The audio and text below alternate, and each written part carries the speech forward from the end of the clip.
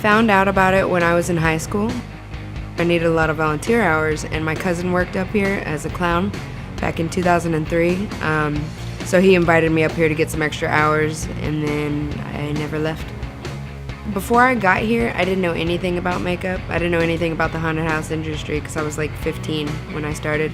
The ladies that used to be in charge of makeup, she used to teach me everything.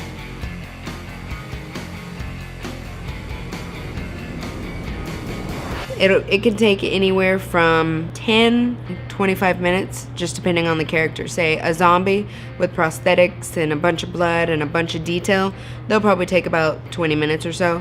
But something that's a very basic character probably only take about 10 minutes. We have a couple of 13-year-olds that help with makeup and stuff.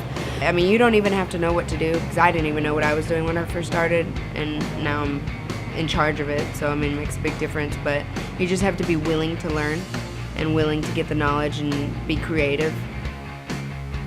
We have hair stuff, like we have hairspray and brushes and stuff like that, so you can tease your hair and make it all crazy and stuff. And then we have colored hairspray for like the neon rooms, like 3D and Little Mermaid and stuff like that, so they can color their hair different colors. I used to act, so I started by acting and getting all dressed up and scaring people. And then eventually, I was looking around and I was like, man, I really like what they do. So I started teaching myself, and then I would look at them and then I'd be like, okay, is this right? Or do I do this? Or, how do you do this? Or how do I make a scar? How do I make somebody look like they're bloody or something like that? And then pretty much just learned everything from there.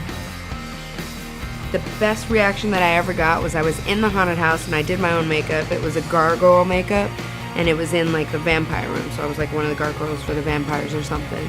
And I didn't even know I was scaring this person, but I had finished scaring one group, and then I turned around and then I saw them and I was like, oh god. And then I scared them, and then they just like booked it and they ran, and like there was this little windowsill, and they literally tried to climb over the windowsill just so they can get out, and it was so funny. I was like, I didn't even try to scare you, but I did, and that was hilarious.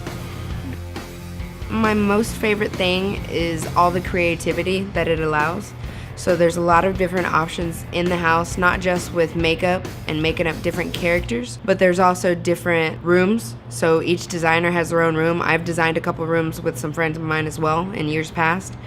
And pretty much they give you this little theme, and then they say, all right, you can go crazy, do whatever you want, and come up with specific characters or different scares or different ways to come up with scaring people from above or below or whichever. So that's a lot of fun too. It's kind of like a getaway.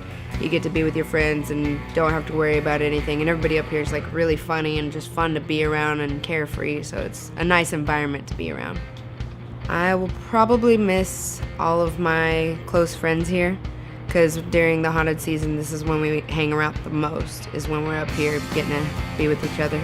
I plan on going to cinema makeup school. It's in Hollywood, so yeah, I already went and checked it out and stuff, so I'll be going there in January hopefully.